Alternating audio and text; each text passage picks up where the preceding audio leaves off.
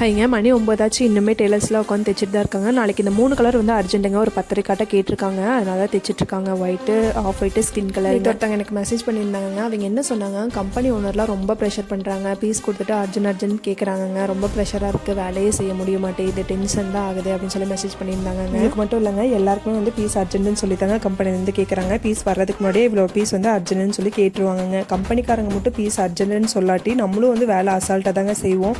டெய்லரையும் வந்து தேங்கன்னு சொல்ல மாட்டோம். நம்மளும் ரொம்பவே அசால்ட்டாக இருப்போங்க. ப்ரொடக்ஷன் கம்மியாக, ப்ராஃபிட்டும் வந்து நமக்கு கம்மியாக தாங்க வரும். இப்போல்லாம் போட்டிக்கு 1000 பேர் இருக்காங்க. உங்கள் செக்ஷன் இல்லைன்னா இன்னொரு செக்ஷனில் கொடுத்துட்டு போயிட்டு இருப்பாங்க. எங்கள் பீஸ் வந்து அர்ஜென்ட்டாக சீக்கிரமாக தராங்களோ அங்கே தாங்க இப்போ கம்பெனி ஓனர்ஸும் வந்து கொடுப்பாங்க. இதனால் நீங்கள் என்ன பண்ணலாம்னா, இன்னும் 2 ஓவர்லாக் மிஷினோ ஃபேர்லாக் மிஷினோ எடுத்து போட்டு டெய்லர் 2 பேர் சேர்த்து அவங்க கேட்குற டைமில் வந்து பீஸை கொடுக்கறதுக்கு பாருங்க.